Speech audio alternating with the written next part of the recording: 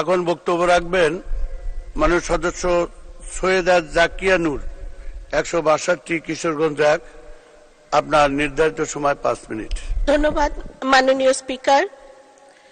এই ইতিহাস ভুলে যাব আজ, আমি কি তেমন সন্তান, যখন আমার জনকের নাম শেখ মুজিবুর রহমান।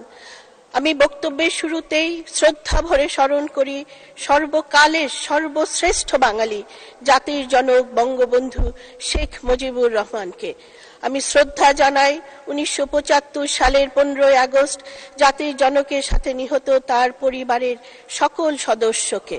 আমি শ্রদ্ধার সাথে স্মরণ করি জাতীয় 4 নেতা, আমার পিতা সৈয়দ নজরুল ইসলাম, তাজউদ্দিন আহমেদ, মনসুর আলী, কামরুজ্জামান সাহেবকে, যারা বঙ্গবন্ধুর অত্যন্ত কাছের মানুষ ছিলেন এবং তারই নির্দেশে এবং তারই অবর্তমানে বাংলাদেশের স্বাধীনতা যুদ্ধের নেতৃত্ব দিয়েছিলেন। মাননীয় স্পিকার, গিনিস বুক অফ রেকর্ডে আছে পৃথিবীর নির্মমতম 5টি গণহত্যার একটি সংঘটিত হয়েছিল বাংলাদেশে 1971 সালে। আমি শ্রদ্ধার সাথে স্মরণ করি 30 লক্ষ শহীদ, 2 লক্ষ মা বোন, যাদের আত্মত্যাগের বিনিময়ে আমরা স্বাধীনতা পেয়েছি। মাননীয় স্পিকার, আমি ধন্যবাদ জ্ঞাপন করি মহামান্য রাষ্ট্রপতিকে তার মূল্যবান দিক নির্দেশনামূলক ভাষণের জন্য। তার ভাষণে বিভিন্ন উন্নয়ন পরিসংখ্যান এবং সরকারের গৃহীত পদক্ষেপ সমূহ থেকে এটি স্পষ্ট যে বাংলাদেশ সঠিক পথে এগিয়ে যাচ্ছে এবং মাননীয় প্রধানমন্ত্রীর বিচক্ষণ নেতৃত্বে 2041 সালের মধ্যে উন্নত, সমৃদ্ধ, স্মার্ট বাংলাদেশ গড়ে উঠবে ইনশাল্লাহ। মাননীয় স্পিকার, বাংলাদেশ আওয়ামী লীগ জনগণকে যেমন স্বপ্ন দেখাতে শিখিয়েছে তেমনি স্বপ্নের বাস্তবায়ন দেখিয়েছে।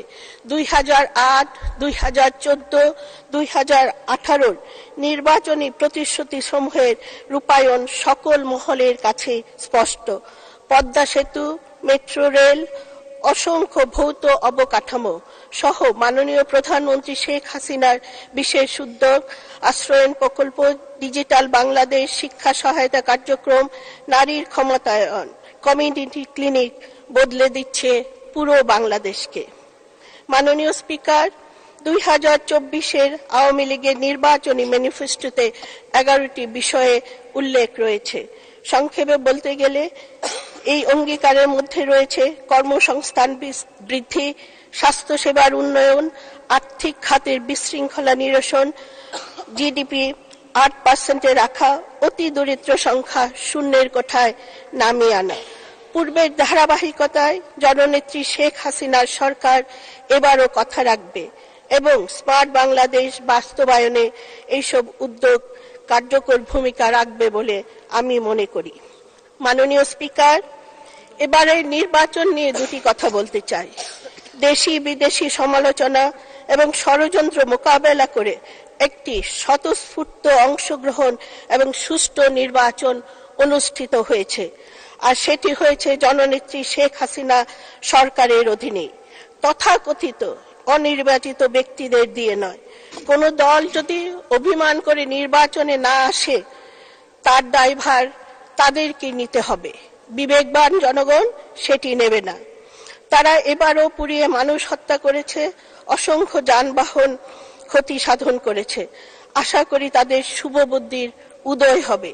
রাজনীতি মানুষের কল্যাণের জন্য, ধ্বংসাত্মক পন্থায় পরিচালিত রাজনীতি জনগণ সমর্থন করে না, ভবিষ্যতেও করবে না। আমরা চাই উন্নতি, অগ্রগতি, শান্তি, স্থিতিশীলতা, যা শুধুমাত্র আওয়ামী লীগ সরকারই দিতে পারে। মাননীয় স্পিকার, আমি আমার এলাকার সম্বন্ধে কিছু কথা বলতে চাই। আমার এলাকায় বাংলাদেশের দ্বিতীয় বৃহত্তম মেডিকেল কলেজ এবং হাসপাতাল স্থাপিত হয়েছে। জননেত্রী শেখ হাসিনাকে ধন্যবাদ জানাই। জাতির জনক বঙ্গবন্ধুর নামে প্রতিষ্ঠিত পাবলিক বিশ্ববিদ্যালয়ের কাজও চলমান। অবহেলিত ও দুস্থ জনগণ নানা রকম ভাতা পাচ্ছেন। ইন্টারনেটের বদৌলতে অনেকের কর্মসংস্থানের সৃষ্টি হয়েছে। দৃষ্টিনন্দন মডেল মসজিদ হয়েছে, শেখ রাসেল মিনি স্টেডিয়াম হয়েছে। তবে আমার এলাকার জনগণের দুটি দাবি, যা বারবারই আমি এখানে উল্লেখ করছি। শহরের মধ্য দিয়ে চলমান নরসুন্দা নদীর নব্যতা, যেটি একেবারে নাই বলেই চলে, এর জন্য একটি মেগা প্রকল্প মাননীয় দরকার। সদস্য 2 মিনিট। ধন্যবাদ।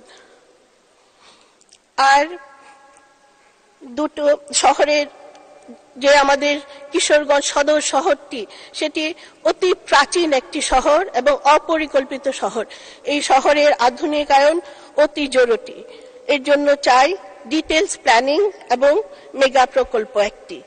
মাননীয় স্পিকার, পরিশেষে আমি আমার নির্বাচনী এলাকা কিশোরগঞ্জ সদর এবং হোসেনপুরের জনগণকে আন্তরিক ধন্যবাদ জানাই পুনরায় নির্বাচিত করে তাদের সেবা করার সুযোগ দেওয়ার জন্য। এলাকার জনগণের দ্বারে দ্বারে যে আন্তরিকতা আমি অনুভব করেছি, তার প্রতিদান আমি অবশ্যই দেব ইনশাল্লাহ। আপনারা আমাকে সহযোগিতা করবেন যাতে করে আপনাদের আশা আকাঙ্ক্ষার প্রতিফলন ঘটাতে পারি এবং মাননীয় প্রধানমন্ত্রী জননেত্রী শেখ হাসিনার হাতকে শক্তিশালী করতে পারি। আমার সোনার বাংলা, আমি তোমায় ভালোবাসি, এই হোক আজকের প্রত্যয়। জয় বাংলা, জয় বঙ্গবন্ধু। ধন্যবাদ, ধন্যবাদ মাননীয় সদস্য, আপনাকে অসংখ্য ধন্যবাদ।